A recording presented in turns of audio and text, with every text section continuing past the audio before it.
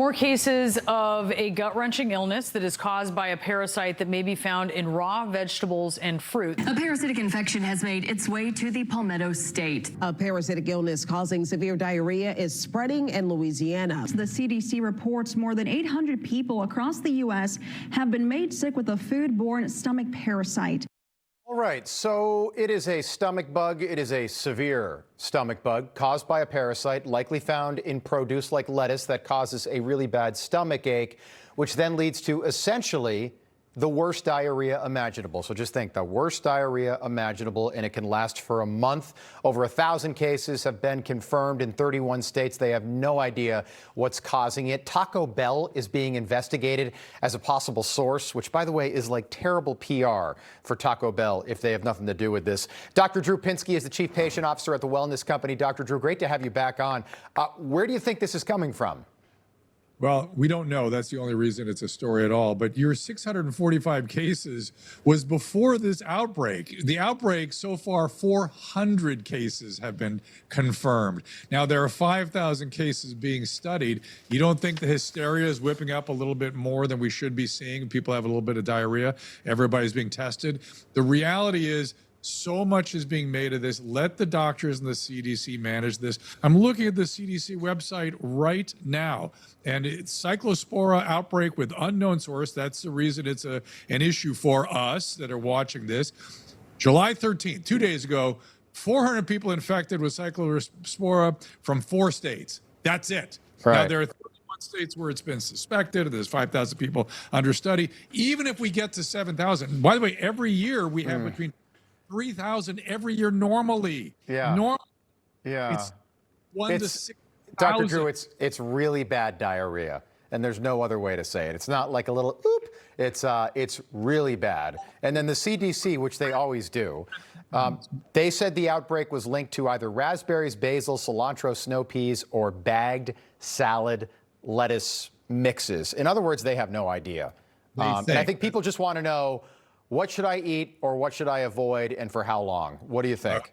Here's what I think. If you are very old, or if you have immunocompromised from cancer treatments, and you live where there's a confirmed outbreak, you should not be eating vegetables.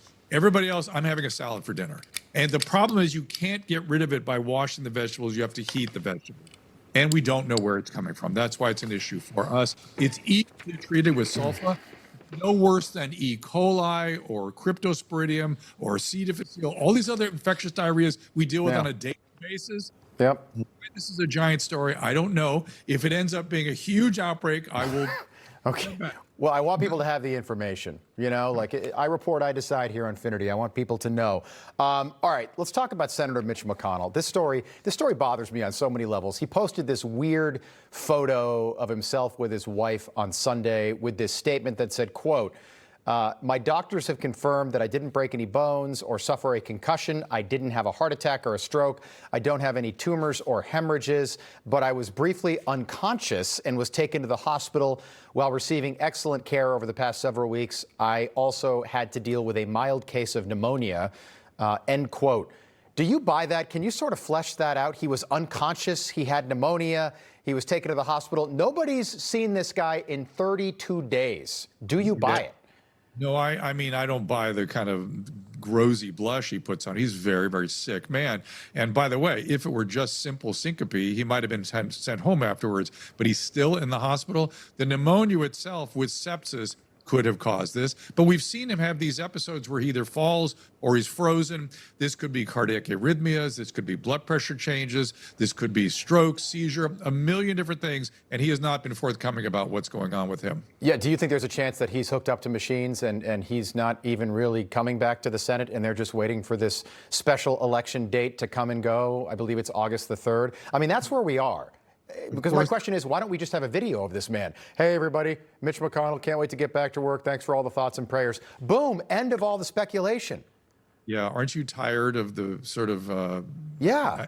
use too strong a word, but the lies and distortions that we get, and then we buy these things. That's where fake news comes from. Totally. People, all right, quick one. And I want to say, if anybody has a history of a heart condition in their family, see a cardiologist. I would just say that. Lindsey Graham died suddenly over the weekend. Tragic. Aortic dissection, which is very rare. Gradual weakening of the arteries. I know you know all about this. He had access to some of the best doctors in the world in Washington for 25 years in the Senate, another 7 or 8 rather in Congress. Wouldn't you expect him to know that he was living with this pre-existing condition? His father died of it. No, you cannot tell who has. You can tell who's having an aneurysm, but you cannot tell who has dissection or when it's going to occur. And when it occurs, 30% of people die on the first day, 50% in the second day. If you have a facility that's doing lots of repairs of this exact problem, you have maybe a 70% survival rate. But that's exceedingly unlikely that you're going to walk into that facility with a dissection. The interesting thing here, now, Rob, we know that the spike protein causes damage to the lining of arteries. I had seen 2 aortic dissections my entire career. I've seen about 12 in the last 4 years. Spike protein comes from the COVID vaccine, among other things, by the way. And we know he was at least twice vaccinated. Interesting. Is it the vaccine? Is it the illness? Because it might implicate the vaccine. So we're sitting not knowing what we're dealing with. Well, it could have been a contributing factor, we'll say. But just safe to say you don't think there was anything suspicious, correct? No, I've seen a lot of this lately, shockingly, yeah. Okay, all right. Dr. Drew, great to see you again. Haven't done this in a while. Thank you. Information. Truth. Is freedom. Is Newsmax. It's real news for real people.